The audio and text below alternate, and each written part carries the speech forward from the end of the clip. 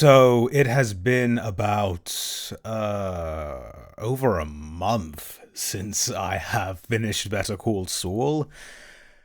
Yeah, it's been a somewhat of a hectic month for me, as you can no doubt tell, due to the different backgrounds. But yes, we are finally getting to my long overdue rambles about Better Call Saul. I think it was Better Call Saul coming to an end that really got me interested in watching Breaking Bad in the first place. So, in many ways, you can thank that series for it was this series that I've been building towards. It was wanting to get to this series that got me started on Breaking Bad in the first place. Really wasn't too sure what to expect going into it. Well, I mean, I've watched Breaking Bad, obviously, so I was expecting something similar, I suppose, in tone and style to that. Same creators and writer and directors and all that, but well, Saul Goodman, as we knew him, was such a different character to Walter White. I was wondering, after Breaking Bad, I didn't doubt that it would be something interesting at least, but yes, I wondered what. I couldn't really think of what direction they would go in. When it comes to shows like these, I try and do my best not to theorize, and I think that's generally for the better. Also, if you happen to hear some demented, ghoulish shrieks, that is some, I am assuming, drunk person outside. Uni life, am I right? I think one of the strengths of the series is how much it fleshes out the characters who return. Characters like Saul, Jimmy, as he really is, Mike, Gus. It's really those three. I think those three. It really spends a lot of time. You spend a lot of time with them, and you really get to understand them in a way that you never really could. That you never could in Breaking Bad, and it's without a doubt makes their characters all the more richer. Jimmy especially, God, like, God, I'm just imagining like watching Breaking Bad now, like watching it now. How, like, your one's perception of Jimmy must be completely different, completely changed. Like Mike is it when it comes to like characters like Mike and Gus actually has one of my favorite scenes in the entire show. It's his last scene actually. I've made a video about it. If you want to see that, my thoughts on it. But generally, it's kind of just more Gus. We go a lot more into Mike's origins, into his backstory, into how he ended up where he was, how he became the kind of person he was, and again, it's really cool to get that perspective on him. But God, what they do with Jimmy and like his transformation into Saul Goodman, it is exceptional. Exceptional character writing. I don't want to compare him. I don't want to compare him to Waltz because, yeah, they have kind of similar. They are similar in the sense that they aren't characters who were necessarily corrupted by their environments. It was more so that their environments enabled them, and the environments enabled these darker element. Well, I suppose it was for Walt. It was more so that his environment was an enabler. With Jimmy, it feels like the slippin' Jimmy Saul Goodman part of him was something that it felt more of an internal thing, really. And though um, he had things like the cartel, and in the latter half of the show, Kim, that did enable those sides of him. It really does feel like it feels like he owns it a little bit more than Walter did, which is nice. It's good. It's nice because, like, with the thing with Walter is that although ultimately what he did and what he became, even though that is ultimately on him, I think I think Breaking Bad less explicitly states that he ended up in this situation because of him, because of this. He wasn't like changed by his environment. It just enabled him to make that change himself.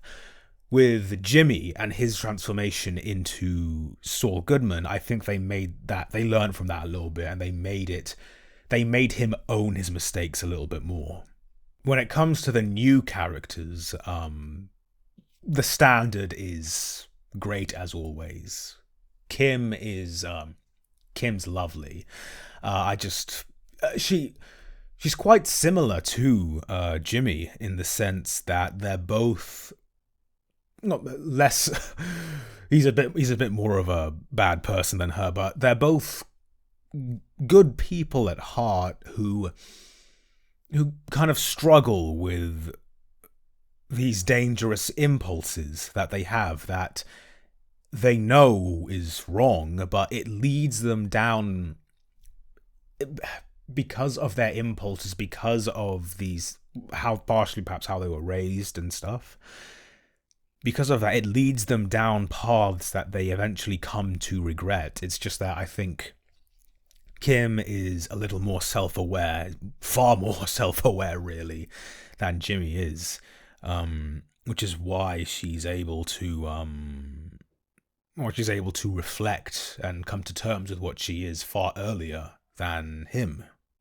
I think the other big character aside from Kim is Ignacio. Ignacio is he's great. He kind of feels like if you had to, I suppose if you had to compare, I don't want to keep comparing it to Breaking Bad, but if you had to compare him to any Breaking Bad character, he'd probably be like the Jesse character, in that he's this guy who's found himself in way over his head, who really doesn't belong here.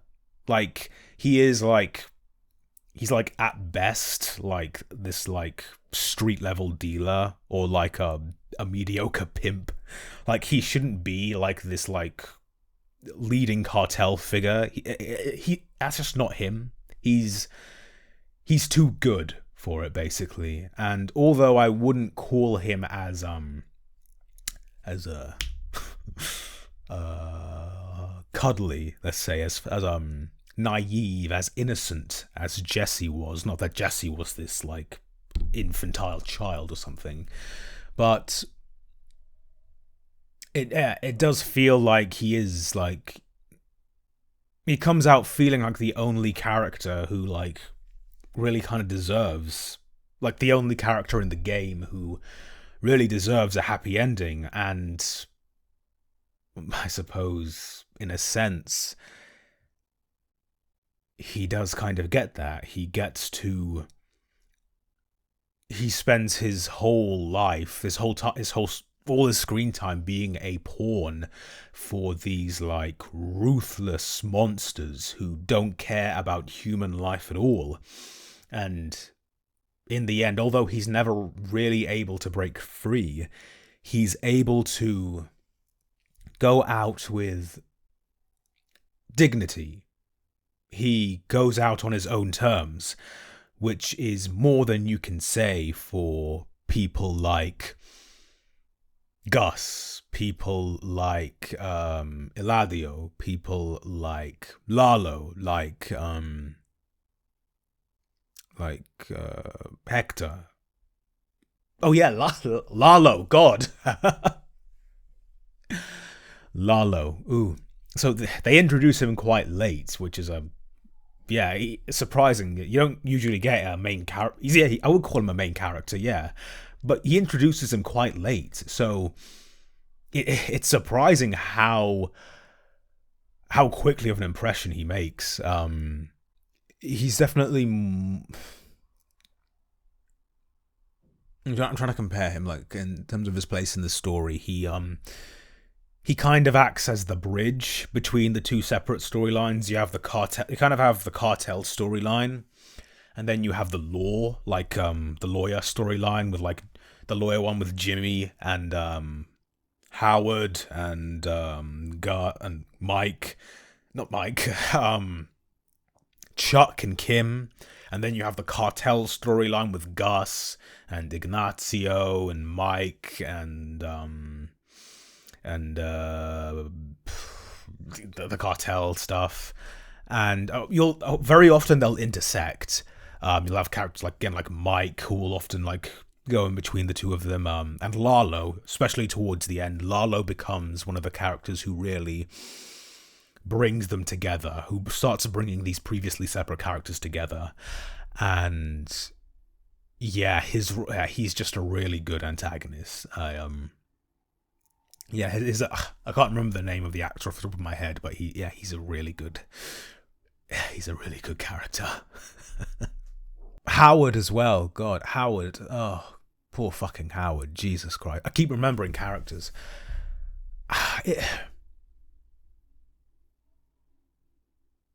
Howard deserved fucking better, man. Jesus Christ. Howard is probably... not counting the characters in the game. He is... No, even like... If you didn't count the...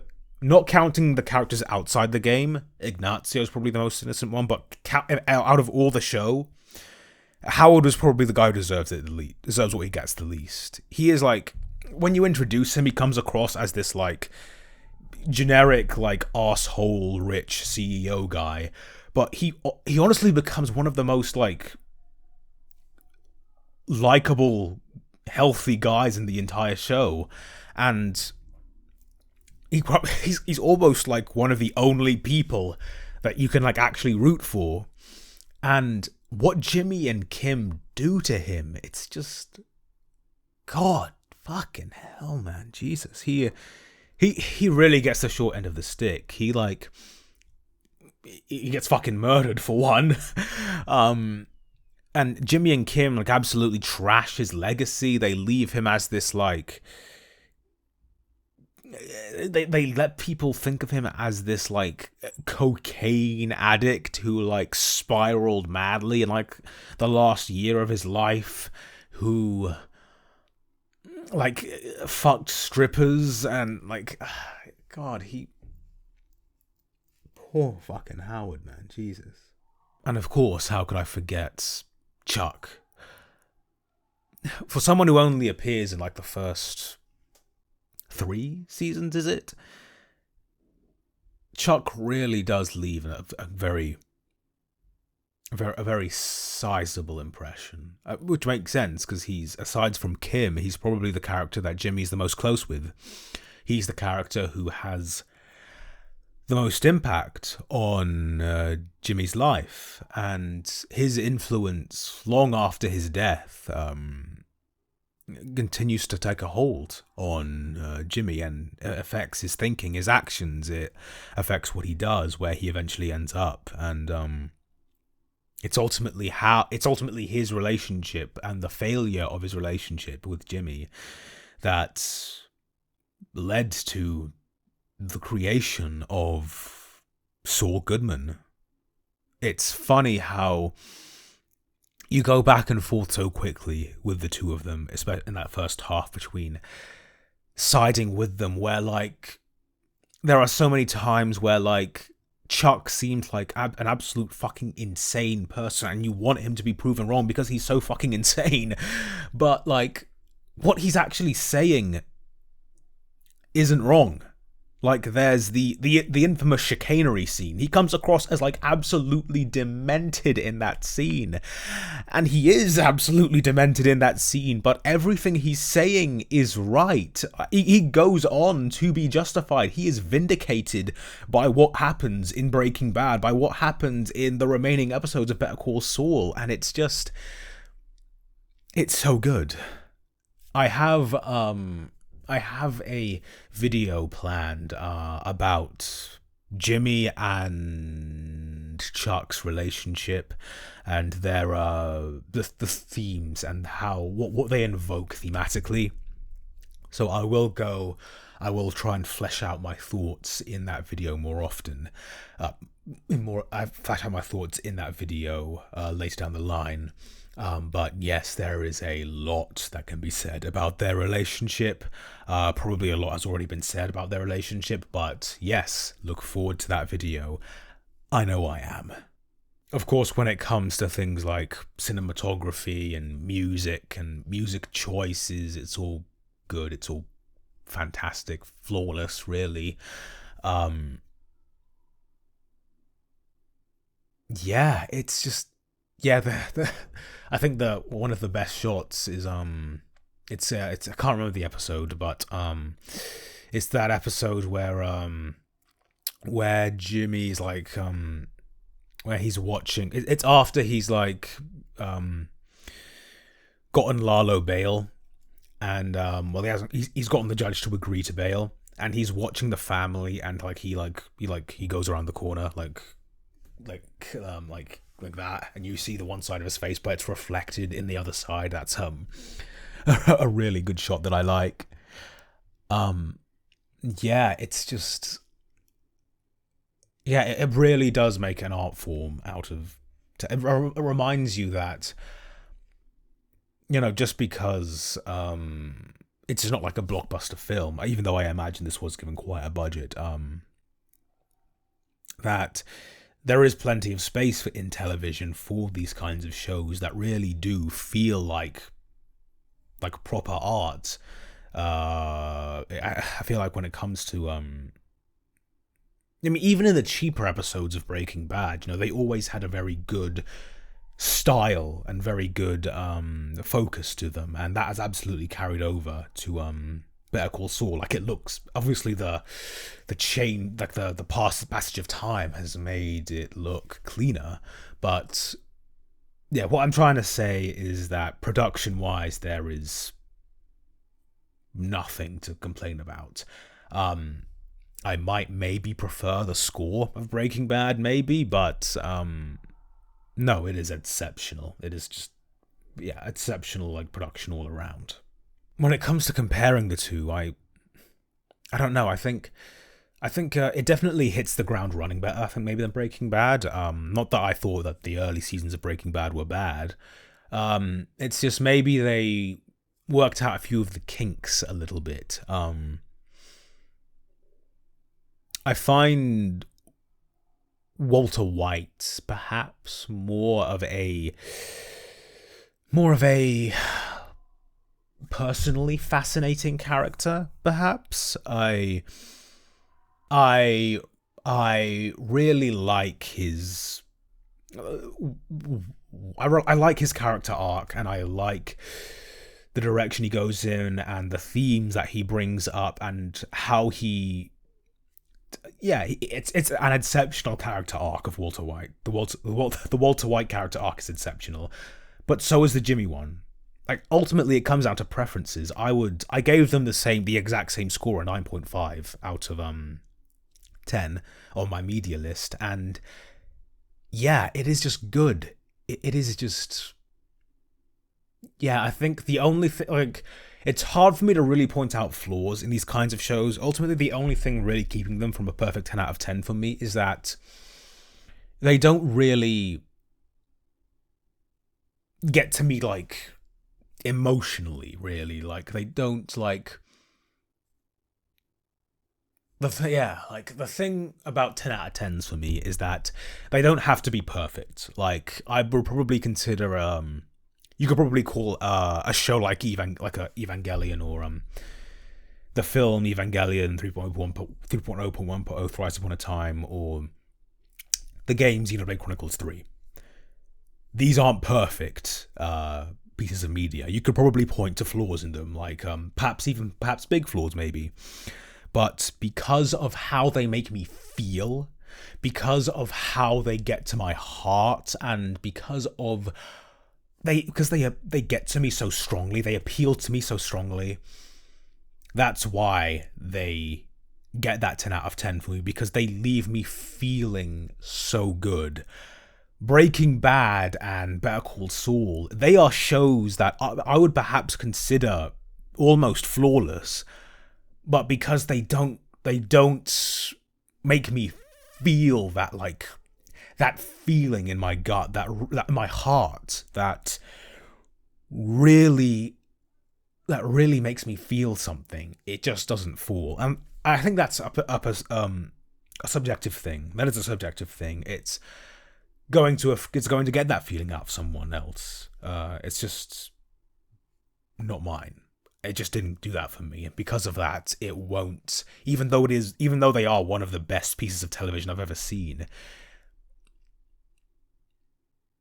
they won't ever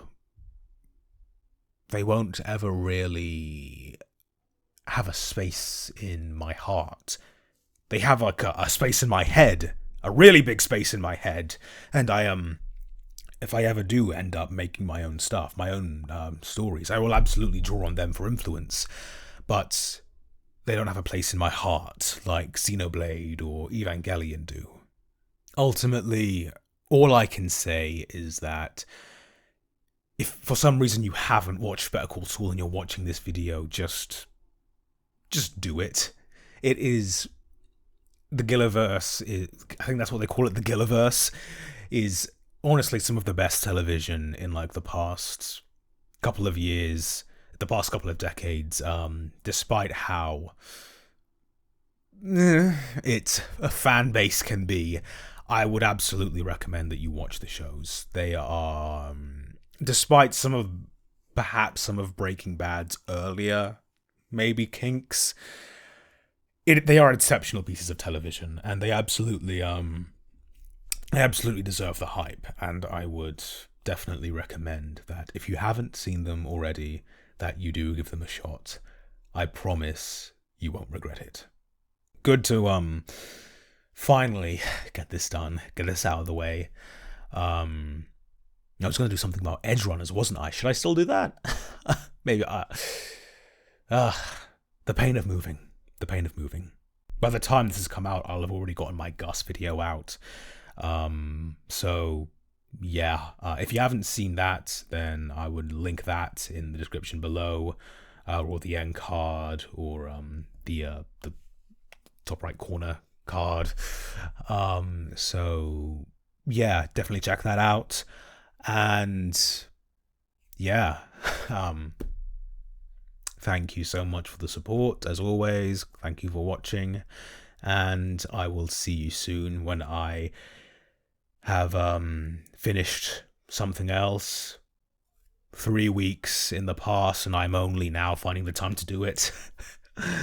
I don't know. I like this. I like how shambolic this whole little series is. I like it. It's that's ultimately why I started this whole thing, really, to ramble aimlessly about the things I like. So as always, thank you for giving me the opportunity to do that. I hope you got something out of this video, and look forward to the next one. As always, bye bye.